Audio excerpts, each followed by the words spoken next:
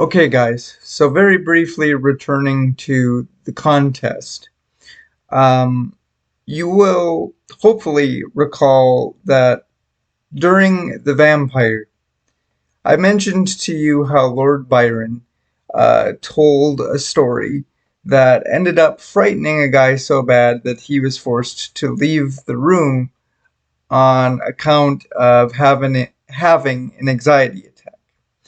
What I didn't mention to you was that that man was Percy Shelley, also known as Mary Shelley's husband.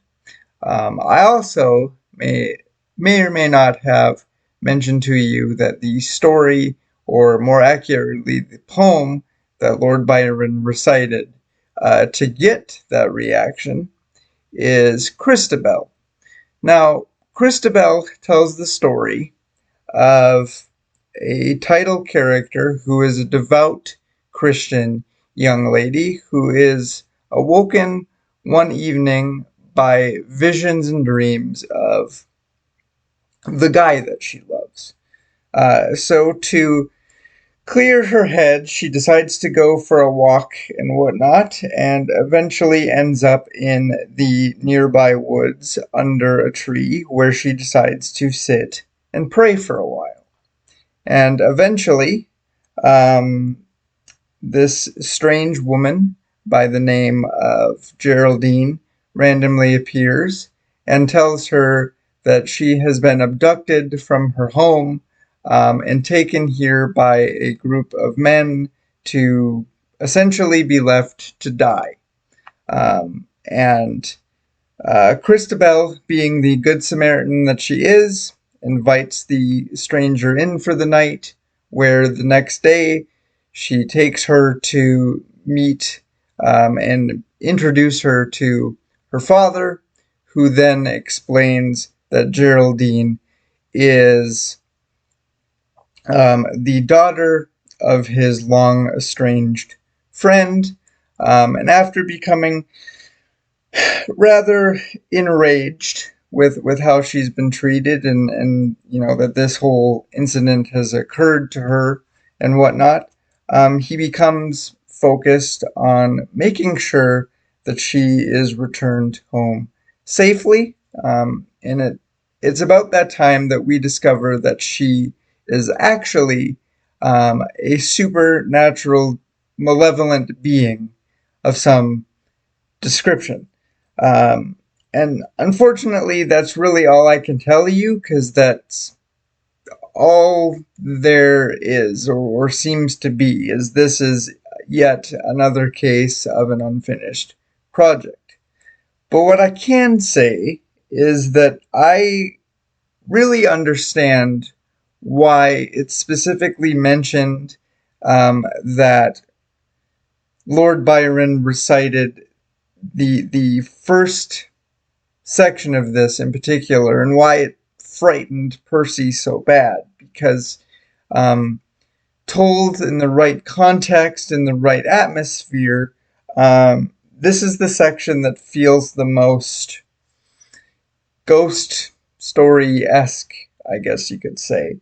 It really kind of creates the atmosphere with just the idea of walking around in the woods at night, coming across this strange person, inviting them into your home, where they spend the night together, sleeping in close proximity to one another.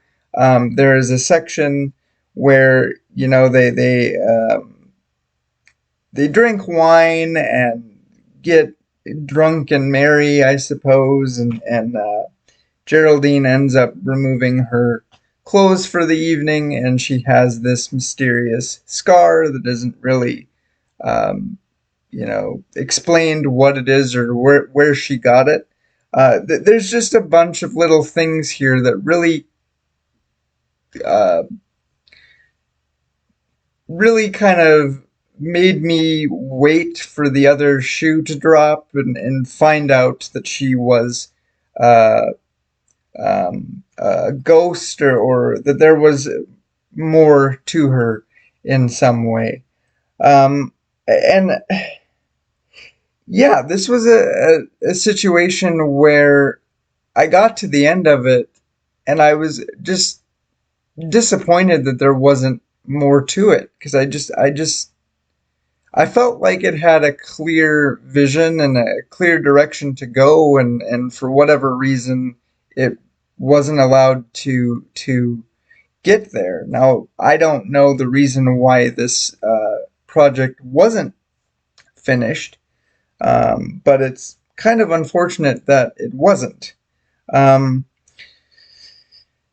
but I guess in my over curious mind, it did conjure up some questions, and I certainly don't know or have any way of knowing whether or not they would have been answered if it was allowed to continue or had been finished. Maybe it's just me being me here, but I couldn't help but wonder to myself, with Geraldine being this malevolent supernatural being. Again, what that means specifically, I'm not really sure. Um, is it a case where, did she come across a demon or what have you while she was, out in the woods waiting to be rescued? Is it a case of possession or something paranormal, um, where she's been body snatched, or is it going in the direction of Geraldine had died or whatever, and it was never actually her, but instead, case of her um, being used as a disguise, something familiar to people, to where this evil creature could get in close to its prey and um, do damage at close range like that. Not real sure.